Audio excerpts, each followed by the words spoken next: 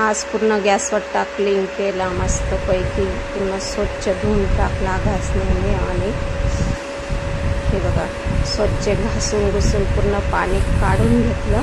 खूप धूळ येते वरून खिडकीवरनं, पूर्ण इकडं तिकडं पाणी टाकून वायफरने पूर्ण ओढून घेतलं, स्वच्छ करून टाकला. थोडंसं लिक्विड टाकलं विमचं आणि साबण, त्याच्याने आणि एक घासणी त्याच्याने खूप घासला तो खूप. असं हे बघा पाणी खिडकीमध्ये टाकून वायफरने पूर्ण धुवून टाकलं, कारण रुमालने पुसून पण काही हे होत नाही ना. मग आज चांगला घासूनच टाकला पूर्ण आणि इकडनं तिकडनं पूर्ण पाणी ओढून घेतलेलं आहे. फिल्टर पण घासायचं आहे, फिल्टर पण आता साईडला ओढून घ्यावं लागतं, कारण त्याच्या खाली आहे ना त्याच्यामुळे ओढवून जातं. आता गॅस पूर्ण क्लीन केला, थोडं लिक्विड टाकलं, लिक्विडने पूर्ण घासून घेते, कारण चहाचा त्याचा पूर्ण घासला गेला का स्वच्छ खालून पण मस्तपैकी घासून टाकते. पाणी वायफरने मस्त ओढून घेते आणि पूर्ण घासून टाकते. आणि हे झाड आहे ना एकदम छोटंसं होतं, मी लावलं कुंडीमध्ये, मस्त लागून गेलं ते मस्तपैकी. मग तिथंच ठेवून दिलं मी गॅसच्या समोर. हे वायफरने चांगलं सगळं पाणी काढून घेते साबणाच्या आधी, मग स्वच्छ पाणी टाकते मी वरून, मग घासते मस्तपैकी घासून ओढून टाकते. आता कसं आहे एक वेळा मग तेल बनवायचं आहे, मोहरी याचं तिळाचं तेल आहे ते पुढं बघू. आता गॅसवट्टा चांगला स्वच्छ धुवून टाकू, वायफरने चांगला पुसून घे, फडक्याने पुसण्यापेक्षा वायफरने चांगलं पूर्ण पाणी ओढून घेते, पूर्ण काढून घेते ते पाणी मस्तपैकी. बघा स्टाईलवर पण थोडं टाकून घेते, टाईलवर पण तेलाचे त्याचे शितडे खराब होऊन जातात ना. फोडणी देवा, फोडणीचे पूर्ण इकडं तिकडे शितडे उडून गेलेले असतात. आता स्वच्छ धुवून गेला मस्तपैकी.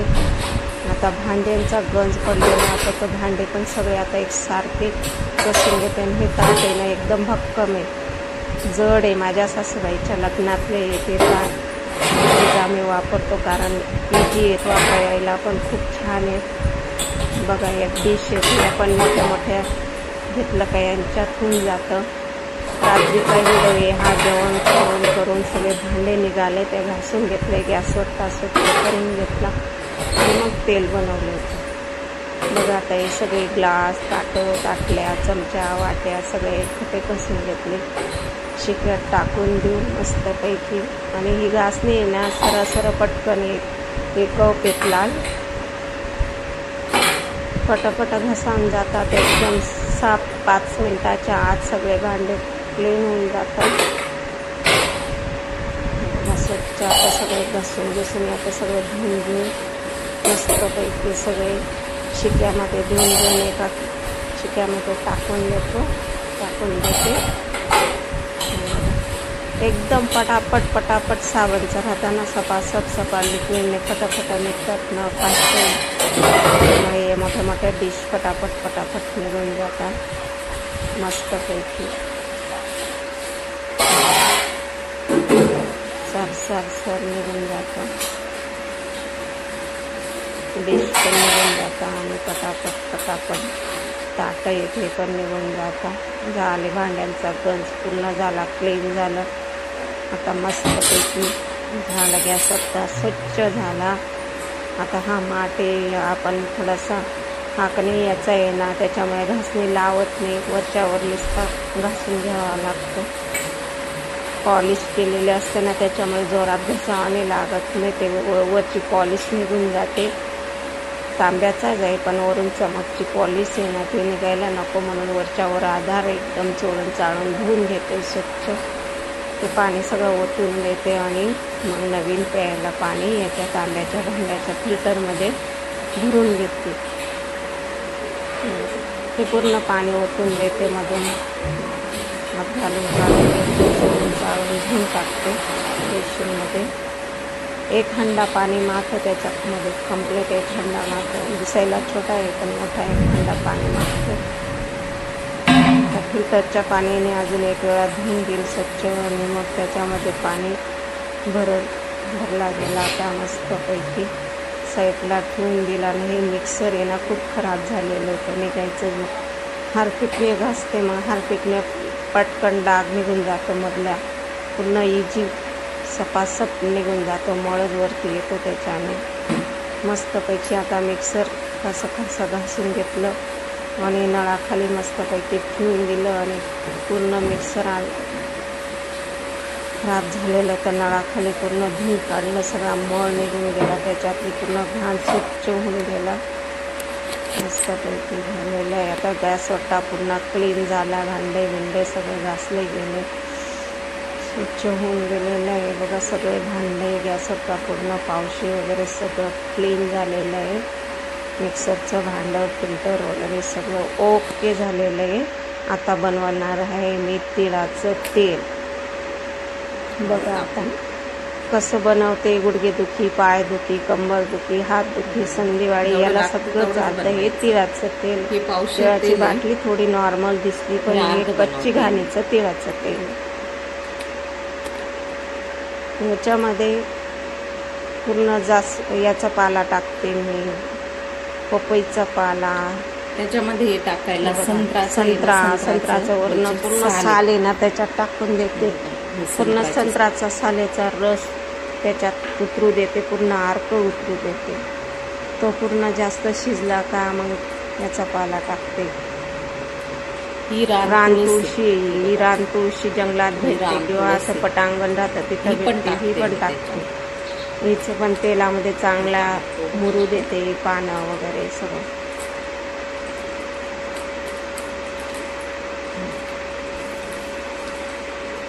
मस्तपैकी चांगलं चाळून घ्यायचं छानपैकी.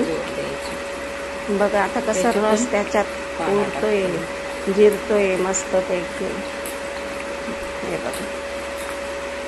आणि आता त्याच्यानंतर हे पपईचा पाला आहे, हा आहे ना डिगोनीचा पाला आहे, हा डिगोनीचा पण पाला टाकायचा. हे बघा चर पूर्ण रस निघतोय त्याच्यामध्ये, पूर्ण अर्क उतरतोय. बघा ही कोरपड, बघा ही कोरपेड आहे. ही कोरपेड पण अर्धी कापून टाकायचं. हीर आहे ना पूर्ण कापून मध्ये टाकून त्यांना लावायचं. मस्तपैकी चाळून घेते, खाली वरून करून घेते, खाकरा येतो त्याच्यातले सगळे रस हा पाल्यामध्ये याचा पूर्ण खाकरा व्हायला पाहिजे, पूर्ण वरती टबून यायला पाहिजे. तिळचं तेल आहे छान, तेलामध्ये पण तिळचंच तेल घ्यायचं किंवा याचं घ्यायचं, कच्ची घाणीचं तेल घ्यायचं.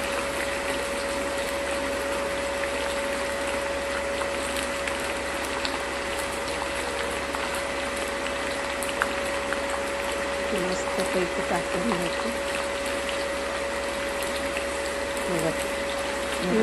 खाकरा व्हायला लागला या पानांचा, पूर्ण त्याच्यातला रस तेलामध्ये उतरला.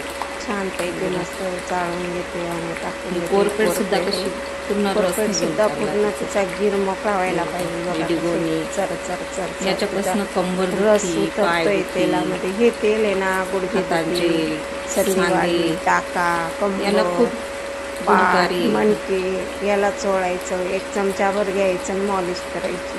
खूप मी घरगुतीच तेलाचा वापर करते. हे मेडिकलवरचं किंवा डॉक्टरांकडचं, डॉक्टर पण करायचं आणि हे तेल पण वापरायचं. हे बघा हे गाळून घेतलं काचेच्या बाउलमध्ये. बघा कसा कलर बदलला आहे तिळाचं तेल. मस्तपैकी एका बाटलीमध्ये भरून ठेवायचं आणि चमच्याने मस्तपैकी लावायचे. या सगळ्या वस्तू टाकलेल्या आहेत. याजवळ